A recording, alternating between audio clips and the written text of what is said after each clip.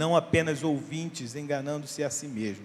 Aquele que ouve a palavra, mas não a põe em prática, é semelhante a um homem que olha a sua face no espelho e depois de olhar para si mesmo, sai e logo esquece a sua aparência. Mas o homem que observa atentamente a lei perfeita, que traz a liberdade e persevera na prática dessa lei, não esquecendo o que ouviu, mas praticando-o, será feliz naquilo que fizer. Se alguém se considera religioso, mas não refreia sua língua, engana-se a si mesmo. Sua religião não tem valor algum. A religião que Deus, o nosso Pai, aceita como pura e imaculada é esta: cuidar dos órfãos e das viúvas em suas dificuldades e não se deixar corromper pelo mundo. Senhor, nós colocamos diante de Ti, ó Deus, a Tua palavra, coloco a minha vida, ó Deus, diante do Senhor, e que aquilo, ó Deus, que o Senhor tem colocado no meu coração, venha de encontro ao coração dos irmãos aqui presentes, ó Deus. Que essa palavra encontre guarida, ó Deus, e que haja também, ó Deus, a reflexão, ó Deus, daquilo que o Senhor quer para cada um de nós, ó Deus. Muito obrigado pela Tua bondade, misericórdia e fidelidade, ó Deus. Em nome de Jesus, amém. Podemos assentar. Quando nós iniciamos o nosso culto, foi interessante que assim que a Angélica tinha projetado ali antes do culto começar, que estava falando em Efésios 3,17, ele diz que Cristo habite pela fé em vossos corações. Eu logo remeti a passagem que nós lemos agora, porque Tiago, meu irmão de Jesus, escreveu essa passagem, e ele nos dá alguns destaques, principalmente sobre a questão das provas e tentações. Ele coloca como título, prova e tentação. E eu coloquei o título dessa mensagem como a força que vem do alto. Porque se não for o Senhor, se não for a força que Ele nos dá todos os dias, talvez a gente não resistiria tudo aquilo que a gente tem que resistir. Mas para que a gente possa resistir todos os dias, para que a gente possa realmente caminhar na presença de Deus, é preciso observar o que o Senhor quer de cada um de nós. O que o Senhor quer que cada um de nós tenhamos em mente. E essa passagem de Tiago traz alguns conselhos que eu considerei e considero, já tinha lido muito tempo atrás e estou relendo de novo esse trecho. E ele diz que a fé produz perseverança. Outras versões diz que a fé produz paciência. Esse termo perseverança e paciência, é um termo que hoje acho que muitas pessoas não têm. Se a gente pensar bem no nosso dia a dia, e a gente se depara com algumas pessoas, a gente vê pessoas inconstantes, pessoas que realmente não têm esse tato da paciência, esse dom da paciência. E comigo não é diferente. Às vezes a gente também tem, como ser humano, nós temos essa limitação, mas a palavra de Deus, ela diz que a fé produz paciência, e essa produção de paciência, ela muito obrigado, meu irmão, essa paciência que é produzida em nós, é porque nós cremos em Cristo Jesus. E eu aprendi na vida que não existe pessoa difícil, Existem pessoas que não deixam a atuação do Espírito Santo agir em suas vidas. E o Senhor Jesus Cristo, Ele produz, por meio da fé, quando nós realmente temos a fé como grande motivo das nossas vidas, quando essa fé de Efésios está em nossos corações, ela vai produzir essa paciência pela qual nós precisamos. E nesse contexto também tem uma parte aqui que eu gosto muito, que está escrito no versículo 3. Ele diz o seguinte: pois vocês sabem que a prova da sua fé produz perseverança, que é a paciência, e no 4 ele diz: e a perseverança deve ter ação completa, a fim de que vocês sejam maduros e íntegros, sem lhes faltar coisa alguma. E aí eu fui buscar que maturidade é essa. Quando a gente está falando dessa maturidade, ele está falando de uma maturidade cristã. Ele está falando de uma comunhão mais profunda com o Senhor Jesus Cristo. Quando nós temos esse desejo de caminhar realmente com Cristo Jesus, de estar imerso, né, pela fé na sua palavra, no seu amor, a gente tem uma comunhão profunda, e por isso nós confiamos nessas qualidades de Cristo Jesus. Nós confiamos que nós queremos ser imitadores de Cristo, não é isso? Que nós também vamos adquirir a paciência, a perseverança. Se nós cremos que isso acontece de verdade, temos isso como verdade em nossos corações, nós vamos ser pacientes, nós vamos perseverar, né? E essa fé, ela é uma fé que ela não é instável, ela é estável, ela traz para a gente estabilidade. Por mais que nas nossas vidas, né, nós tenhamos provas e tentações, como o tema já sugere do capítulo, nós teremos em Cristo, né, essa fé inabalável, nós teremos realmente uma maturidade. Mas para que isso aconteça, ele dá um outro conselho, né? Ele diz o seguinte: se algum de vocês tem falta de sabedoria, peça a Deus. Às vezes a gente busca a sabedoria em tantas coisas, né? A gente busca a sabedoria, né? Eu como professor, às vezes tem que procurar um livro, tem que procurar um referencial, né? A gente vai lendo vários filósofos, mas isso que ele está falando aqui não é para você buscar em filósofo, ele está falando para você buscar em Cristo Jesus, né? Eu tenho feito, né, junto com essa Bíblia que os professores, que é uma Bíblia de estudo, ele diz que sabedoria, ele explica o seguinte aqui, que a audiência judaica de Tiago reconhecia isso como habilidade prática e compreensiva de que se fazia necessário para alguém viver voltado à glória de Deus. Não era uma sabedoria de especulação filosófica, mas a sabedoria contida e vivenciada, autêntica e pacificamente segundo a vontade de Deus revelada em sua palavra. No capítulo 3, a gente pode até caminhar para lá, dos versículos 13 ao 17, no capítulo 3, ele fala sobre essa sabedoria, que também achei interessante a gente destacar.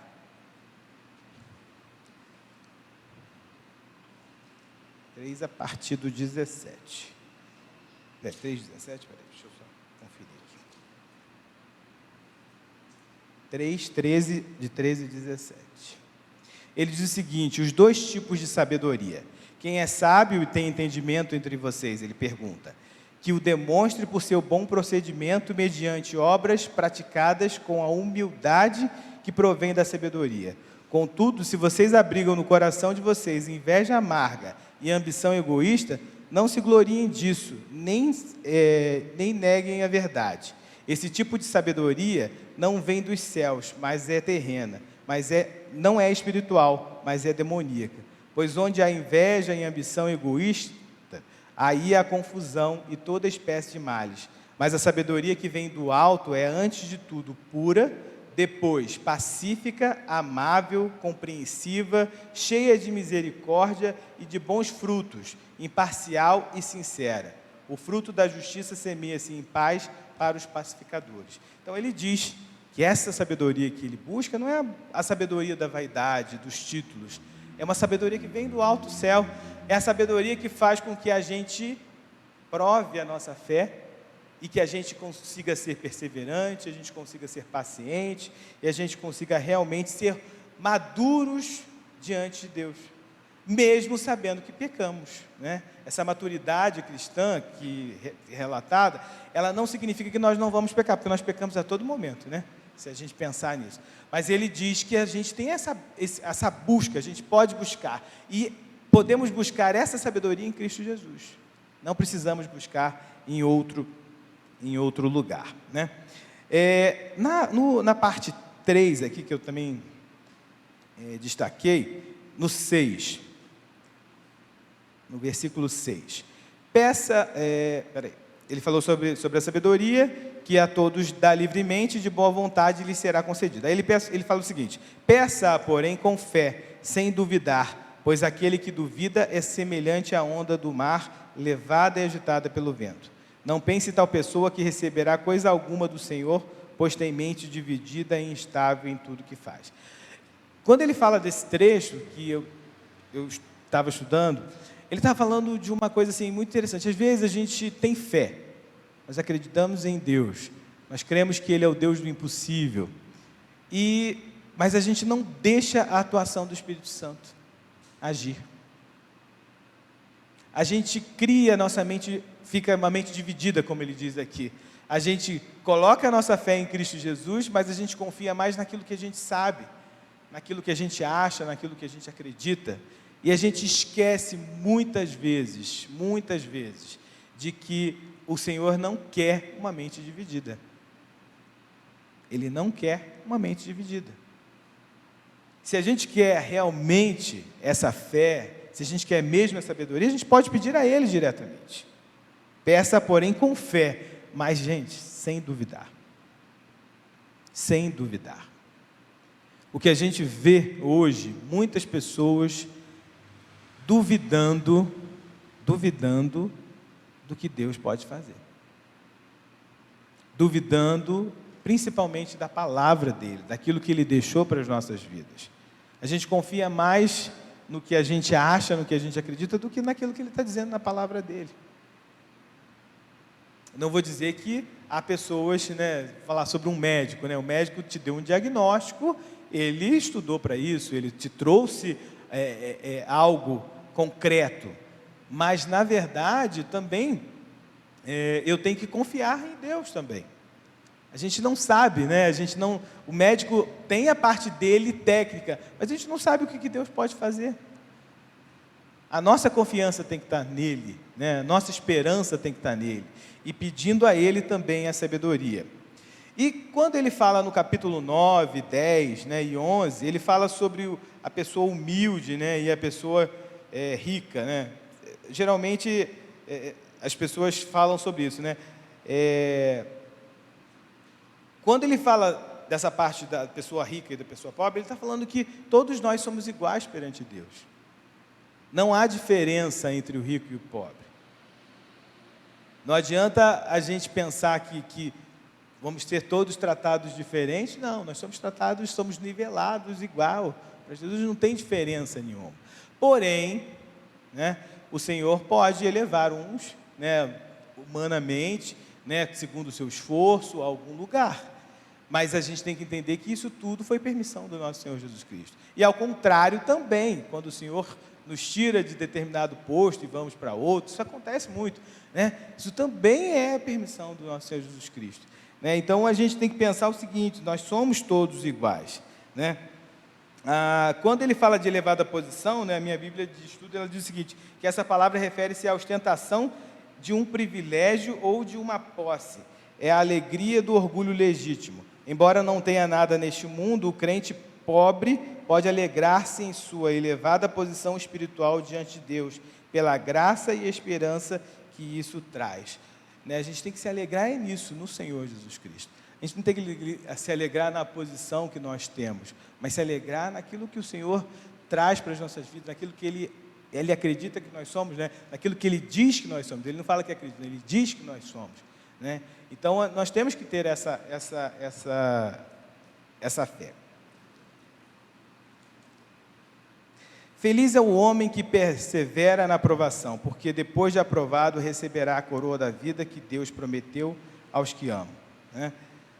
Essa parte desse texto, nesse versículo 12, eu fico imaginando Jesus na cruz, após Ele ter sofrido dores, tristezas, angústias. Imagino isso. Como que foi para Jesus? A gente sabe que Jesus morreu em nosso lugar para que nós pudéssemos ter vida eterna, para que nós pudéssemos ter a vida que nós temos hoje, a liberdade, e podermos dizer que somos filhos dele, Então, imagine, a felicidade dele em poder dar a sua vida para nos salvar. Se a gente pensar, para um pai, para uma mãe, entregar seu filho é uma coisa dura, pesada. Mas a felicidade dele em saber que haveria salvação é muito maior do que outra coisa. E assim somos nós, quando somos provados e resistimos às provações. Passamos pelas provações e chegamos lá do outro lado, né, louvando a Deus, agradecendo a Deus, agradecido a Deus. Eu me lembro, esse dia eu estava conversando com uns amigos sobre o tempo de faculdade, o tempo que era muito difícil as coisas, né? Eu fui bolsista muitos anos e era complicado até para vir na igreja, porque eu tinha que estar todos os domingos às 11 horas na Catedral de São Pedro de Alcântara para tocar na orquestra, porque fazia parte da bolsa que eu recebia. E às vezes com vontade de vir para a igreja, mas era um momento que o Senhor estava permitindo. Não vou dizer que foi ruim, mas pude perder alguns cultos, alguns estudos, alguns tempos de EBD, e no final Deus me deu a vitória, e hoje eu sempre falo para o Júlio, né, Júlio, na escala eu não gostaria de estar no domingo de manhã, porque a vontade minha é estar na EBD, aprender a palavra de Deus, estudar a palavra de Deus. Algumas coisas que nós passamos realmente, mas passamos com o Senhor, também doenças em família que temos, que já tivemos também, mas isso tudo fizeram com que nosso caráter cristão fosse fortificado.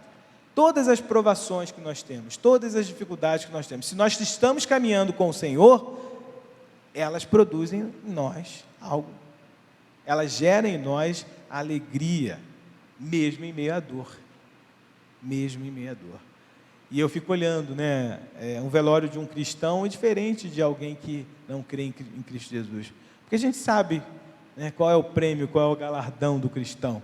A gente sabe exatamente que podemos cantar louvores, mesmo tristes pela partida, porque sabemos que um dia nos reencontraremos, e que aquela pessoa foi uma serva do Senhor, um servo do Senhor, e que o Senhor já o galardoou. Não é o galardão terreno, não é a riqueza terrena, não é isso que nós devemos buscar, mas é aquilo que vem do alto, aquilo que vem do Senhor. Eu vejo muitas pessoas falando sobre essa questão também de tentações, né? E essa parte do texto, que no capítulo 13, né? Quando alguém for tentado, jamais deverá dizer, estou sendo tentado por Deus, pois Deus não pode ser tentado pelo mal e a ninguém tenta. Tem gente que fala, né? Tem gente que tem essa mania de falar, né? O Senhor não nos tenta, né? A gente sabe quem nos tenta, né? É o nosso adversário, é o inimigo, né? O Senhor, Ele está conosco todo momento. E, irmãos, muitas das coisas que acontecem na nossa vida é fruto também do pecado. É fruto do pecado. Nós somos tentados porque o pecado está em nós, está em meio à nossa vida. A questão é, nós vamos permanecer no pecado? Nós vamos continuar praticando, né, o pecado? É esse que é a questão. No 15 ele diz, então esse desejo, tendo concebido, dá luz ao pecado. E o pecado, após ter sido consumado, gera morte. Muitas pessoas falam assim, poxa, fulano já foi cristão, e hoje está no mundo, o pecado. É porque realmente ele deu lugar, ele quis pecar. Aí muitos falam assim, poxa, mas por que isso, né? Porque a pessoa quis. O Senhor nos dá conselhos. O Senhor fala para que a gente coloque a nossa fé toda nele sem duvidar. No momento em que gerou dúvida no nosso coração, e que a gente dividiu, né? Tirou a totalidade de Deus em nós e colocamos a dúvida nessa totalidade, um pouco nesse pedaço, é o que vai acontecer com a gente. A gente vai perder realmente a confiança no nosso Senhor e Salvador Jesus Cristo. Então, o nosso objetivo é pedir a Deus para que Ele nos alimente, para que nós possamos realmente estar junto com Ele. E no capítulo, a partir do capítulo 19, né, ele fala sobre praticando a palavra, né? Essa parte aqui do 19 é muito interessante por isso. Ele diz o seguinte: meus amados irmãos, tenham isto em mente, sejam todos prontos para ouvir, tardios para falar e tardios para irar-se, pois a ira do homem não produz a justiça de Deus. Portanto, livrem-se de toda a impureza moral e da maldade que prevalece, e aceitem humildemente a palavra implantada em vocês, a qual é poderosa para salvá-los. Esse trecho é importantíssimo, né? Ouvir mais, né? Mas não é ouvir qualquer coisa. A gente fala assim, ouvir mais, mas ouvir a palavra de Deus. Penso nesse contexto, de ouvir mais a palavra de Deus. Se é para falar alguma coisa, é para falar da palavra de Deus, né? Então, essa questão eu acho que é muito, muito importante para as nossas vidas, né? Sejam praticantes da palavra e não apenas ouvintes, enganando a si mesmo, né? Tem gente que é muito teórico, eu digo assim, né? Eu conheço algumas pessoas que são bem teóricas, né? Entendem a Bíblia de trás para frente. Eu não entendo muito, não, procuro ler, mas são entendedores, são sábios, né? E falam da Bíblia com muita propriedade, mas na hora da ação, na hora de praticar o que a Bíblia diz, há uma ruptura muito grande, há uma dificuldade muito grande. Nós temos que ser praticantes da palavra de Deus. O Júlio fala muito isso no coral, às vezes ele fala sobre essa questão de que às vezes a Bíblia que as pessoas vão ler é a nossa vida. Mas a palavra de Deus, ela tem que estar refletida em nós, porque se ela não estiver refletida em nós, não vai adiantar nada, a pessoa não vai ler nada sobre a nossa vida, ela vai ler uma outra coisa. E por isso que muitas vezes alguns cristãos estão falando, poxa, aquele fulano é crente mesmo? Eu já ouvi perguntar, fulano é crente mesmo? Eu tenho medo de alguém falar isso para mim. Será que, né, olhar para o Douglas, será que o Douglas é crente mesmo? Será que ele crê em Cristo Jesus mesmo? A gente tem que pensar nisso na nossa vida. E não é uma questão de medo, não é ter medo, é simplesmente se colocar diante do Senhor Jesus Cristo, pedir a Ele sabedoria que vem do alto, pedir a Ele discernimento, ouvir mais a sua palavra, né? Trazer palavras de salvação, né? Aquele que ouve a palavra, mas não a põe em prática, é semelhante a um homem que olha a sua face no espelho, e depois de olhar para si mesmo, sai e logo esquece a sua aparência. Mas o homem que observa atentamente a lei perfeita, que traz a liberdade, e persevera na prática dessa lei, não esquecendo o que ouviu, mas praticando, será feliz naquilo que fizer. Outro dia eu também estava conversando com um irmão aqui na igreja, eu estava lembrando, né, de algumas pessoas que já morreram, né, pastores que passaram pela nossa vida, e a gente estava fazendo uma análise assim, do comportamento desses irmãos. E esse comportamento serviu de legado para muitos outros irmãos, como eu até falo, muitas das coisas que eu faço hoje em dia, eu me lembro muito dos pastores, do pastor Edelto, me lembro muito do pastor Carlos, que foi meu pai praticamente, meu pai na fé, porque eles viviam um evangelho de cuidado, de amor, um evangelho que não tinha tempo ruim, não tinha esse negócio assim para depois, não. Se você tivesse uma necessidade, era sair na hora e vamos atender e vamos fazer. E vamos viver realmente a palavra de Deus, vamos cuidar dos irmãos, vamos estar juntos realmente. E isso é a prática da palavra. Jesus estava próximo das pessoas. Jesus estava ali com as pessoas. Mas para que a gente também possa estar próximo das pessoas, a gente também tem que estar preparado para estar próximo das pessoas. A gente tem que estar firme realmente alicerçado na palavra de Deus. Porque às vezes, irmãos, nós vamos entrar em lugares em que as pessoas não vão compreender a palavra de Deus como a gente compreende. Vão trazer dúvidas sobre aquilo que acreditamos. Vão trazer, às vezes, alguns questionamentos e a gente tem que estar preparado. Não que a gente precisa saber tudo, isso eu não digo, mas a gente tem que estar pronto. E sem duvidar. Eu estive uma vez com uma pessoa e eu falei uma questão bíblica, né? A gente estava lendo a Bíblia e ele falou assim para mim, a Bíblia é muito forte, acho que a gente não deveria usar a Bíblia assim, né? Não deveria dar um conselho bíblico. E eu disse para ele, eu falei assim, se a Bíblia não for o suficiente para ajudar, quem sou eu para ajudar alguém? Se a palavra de Deus, ela não é o suficiente para ajudar alguém, eu não vou conseguir ajudá-la de jeito nenhum. Porque ela tem que estar dentro de mim. E eu tenho que falar dela. Não adianta eu falar de outra coisa, eu não sei outra coisa.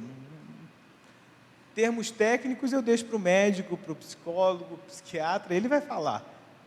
Agora, o que eu tenho para falar é sobre a palavra de Deus. O que a palavra de Deus diz para mim? O que ela está falando para mim hoje? Ela está falando para mim, para eu poder me aprofundar mais nela. Para eu pedir ao Senhor sabedoria. Para eu pedir ao Senhor para que eu fale menos, né, que eu ouça mais a sua palavra, para que eu pratique mais a palavra, para que eu esteja mais diante do Senhor todos os dias. É isso que ela pede, por exemplo, nesse momento. Mas a palavra de Deus, ela tem que estar viva dentro da gente. Eu gosto muito desse ensino de criança, me lembro muito, e com certeza alguns dos irmãos que foram criados na igreja vão lembrar, assim, muitos dos versículos que eu lembro é de junior criança, porque a palavra ficou comigo ali, naquele momento, em que eu gravei, em que eu vi aqueles teatros, e que eu participei de gincanas, de desembainhar a espada, versículos, e ficou dentro de mim. Talvez naquele momento eu tenha estudado para ser aprovado lá na gincana, mas hoje eu fico pensando em cada palavra, né? Quando a Bíblia fala, sejam praticantes da palavra, isso é muito forte. Sejam praticantes da palavra, isso é muito forte. Tem que fazer eco aqui dentro, né? Buscar a sabedoria que vem do alto, e muita gente buscando sabedoria humana, né? Muita gente procurando discutir questões bíblicas que às vezes não vão levar a lugar nenhum, vão levar a uma dissensão, mas não vai levar à salvação de ninguém, às vezes pode levar até à destruição de muitos, que eu já vi isso acontecer. Então a gente tem que ter essa questão. E o 26, 27, já encerrando a mensagem de hoje, ele diz o seguinte: se alguém se considera religioso, mas não refreia a sua língua, engana-se a si mesmo. Sua religião não tem valor algum. A religião que Deus, o nosso Pai, aceita como pura e imaculada é esta: cuidar dos órfãos e das viúvas em suas dificuldades, e não se deixar corromper pelo mundo. Cuidar dos órfãos, das viúvas em suas dificuldades, e não se deixar corromper pelo mundo.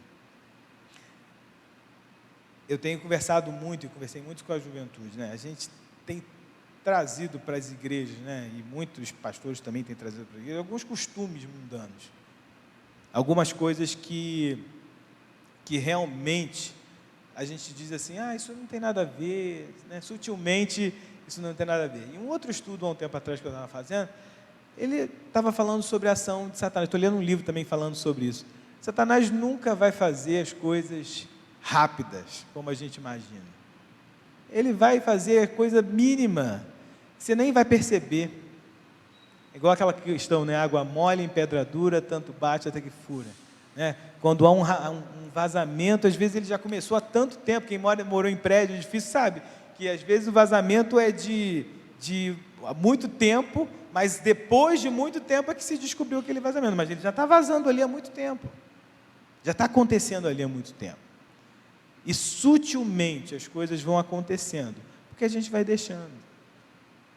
E isso é a questão de se corromper pelo mundo. A gente vai abraçando, a gente vai deixando. Quando a gente vê, a gente já está mergulhado, imerso, e aí não tem mais volta, né? Não tem mais o que fazer. E muitos, às vezes, ficam falando assim, eu fui criado com um cantor cristão, né, sou novo, mas criado com cantor cristão, com coral, com tudo, né, e uma palavra do pastor, aquele de Campos, pastor... Hã? Não, o pastor que jubilou lá de Campos, esqueci que nós... pastor Heber falou, ele falou assim, né, ele falou no coisa, é o terceiro coral que eu vejo esse ano, né, naquele dia que a gente cantou lá. É o terceiro coral que nós estamos vendo. Nós estamos perdendo muita coisa.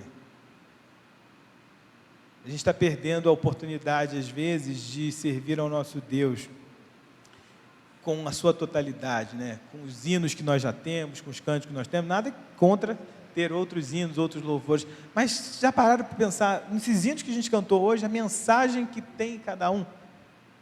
Está sendo perdido isso tudo, né? A gente está perdendo os nossos referenciais, a gente está perdendo, tem gente que fala assim, o tradicionalismo é meio, né, é ruim em determinado momento. Eu não acho, não. Eu acho que o povo judeu, né, que é firme mesmo, ele tem as suas raízes muito firmes e consegue levar, né, o ensino dele muito firme, porque eles decidiram, né, ter firmeza naquilo que eles têm, né, na convicção naquilo que eles pregam, naquilo que eles falam, né, naquilo que a Torá diz, né, e eles têm essa convicção. E nós temos a convicção do que a palavra de Deus diz, aquilo que nós conhecemos como batistas, que somos também, aquilo que nós percebemos, nós temos essa convicção. Eu penso muito nisso. Claro que isso não nos salvará, saber que eu sou cristão não nos salvará. Mas se a palavra de Deus estiver dentro da gente, essa nos salvará. E se nós não negarmos também, né? Tem isso. Não adianta nada a palavra de Deus estar dentro da gente e a gente negar a palavra de Deus. E realmente, que a gente possa praticar realmente a palavra de Deus. Para que nas provas e tentações, realmente, a nossa fé produza paciência e, em alguns outros casos, persistência. Que não sejamos crentes imaturos, mas que sejamos crentes maduros, sabendo que erramos, pecamos, mas que a comunhão profunda com Deus e a confiança só nele é que fará com que nós possamos vencer. E que a sabedoria que nós devemos buscar não é a questão descrita nos livros, não é a que a filosofia diz, é a sabedoria vinda dos altos céus. E também que nós possamos também, que a gente tente, né, realmente praticar a palavra de Deus. Não é fácil, nesse mundo a gente ser cristão não é fácil. A gente ainda, no Brasil, ainda tem uma facilidade muito grande, né? Eu tenho um amigo que é de um outro país e ele enfrenta uma dificuldade muito grande, não pode nem falar que ele é cristão. Se falar que é cristão, ele pode até ser perseguido, morto, né? A igreja dele já foi toda quebrada uma vez, né? Uma situação. Mas a gente tem que realmente estar voltado para Cristo Jesus, observar a sua palavra, praticar a palavra de Deus e não ter mente dividida, irmãos. É uma coisa que meu pai sempre fala comigo, né? Ele falava que um reino dividido não subsiste, que a Bíblia também retrata isso também. E é verdade. Quando a gente coloca, né? A gente tem Deus, eu tenho Deus no meu coração, mas a gente coloca uma outra coisa no lado, dividindo com Deus, não vai dar certo. Você vai escolher uma coisa. Isso que a Bíblia fala, hoje escolher quem servireis, né? A gente tem que fazer a nossa escolha. E não é porque a gente é crente novo, ou crente velho, ou crente de meio tempo, de muito tempo, que isso também não para dentro da gente. Todos os dias a gente tem que fazer essa meia-culpa. Olhar para trás, olhar para dentro da gente.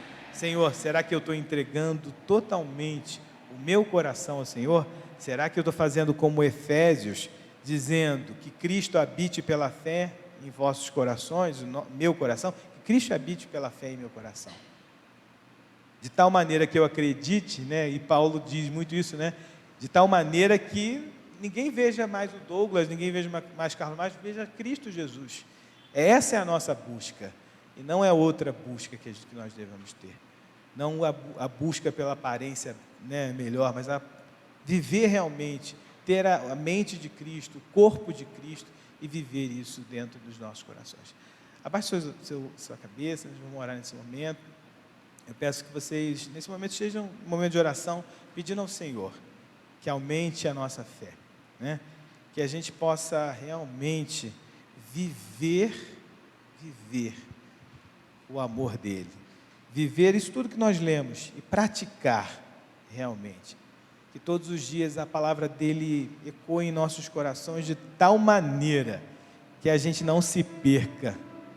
O mundo é cruel, né? O mundo ele tenta nos corromper, mas é o Senhor, né, que vai nos dar força para resistir. E se falta alguma coisa, né, como diz aqui, se falta sabedoria, peça a Ele que venha do alto, mas que a gente não possa duvidar. Senhor, aqui estamos diante do Senhor, Tua palavra foi explanada, ó Deus, e acreditamos, ó Deus, que o Senhor já falou aos nossos corações, cremos que o Senhor já falou aos nossos corações, e tenho certeza, ó Deus, que a Tua palavra não volta vazia, e que Teu Santo Espírito, ó Deus, está aqui conosco, ó Deus. que nós não possamos, ó Deus, duvidar daquilo que o Senhor é capaz de fazer em nossas vidas, mas te pedimos, ó Deus, a cada dia que a nossa fé seja aumentada e que realmente, Senhor, o Senhor esteja habitando em nosso coração e que se há algo impedindo, ó Deus, os nossos corações de te ouvir, de te servir na totalidade do nosso ser, ó Deus, que o Senhor possa retirar e que nós possamos, ó Deus, refletir, ó Deus, sobre aquilo que falamos, sobre aquilo que ouvimos, ó Deus, e se nós temos praticado o mal, ó Deus, que o Senhor possa tirar de nós, ó Deus. Sabemos que nós somos imperfeitos, ó Deus, mas o Senhor é aquele que é misericordioso, bondoso, ó Deus, pode nos dar muito mais do que pedimos ou pensamos, ó Deus, mas pedimos, ó Deus, principalmente o Teu caráter, ó Deus, e que a cada dia possamos, ó Deus, ser testemunhas vivas do Teu amor, do Teu cuidado, da Tua fidelidade, ó Deus. Que a alegria, ó Deus, de Te servir seja sempre o motivo de despertarmos, ó Deus. Que a nossa gratidão ao Senhor, ó Deus, nos leve a sempre, ó Deus, falar do Teu amor, ó Deus, mesmo em meio às provações, às dificuldades, ó Deus. Que nosso orgulho, ó Deus, não nos impeça de servir ao Senhor. Que o nosso orgulho não impeça, ó Deus, de nós falarmos da Tua palavra, ó Deus, mas que ele seja quebrado, Deus, destruído, aniquilado, Deus, para que o Teu Santo Espírito possa habitar em nós, ó Deus. Que todos os dias, ó Deus, a Tua igreja possa olhar para aqueles que precisam, aqueles que necessitam. Que possamos viver essa religião, a religião, ó Deus, Tua, ó Deus, de cuidar daqueles que necessitam, mas principalmente de resistirmos também a este mundo cruel, ó Deus. Que os Teus servos, ó Deus, aqueles que Te ouvem em casa, aqueles que estão aqui, ó Deus, estejam sempre diante do Senhor, ó Deus, e recebendo sempre do Senhor a força necessária para vencer o mundo, Deus. Te agradecemos, ó Deus, porque Tu morreste na cruz por nossos pecados. Sofrimento este, ó Deus, que gerou em nós, ó Deus, o direito de sermos chamados filhos de Deus, ó Deus. E Te agradecemos por isso, ó Deus. Que todos os dias, ó Deus, nós possamos caminhar contigo, em nome de Jesus. Amém.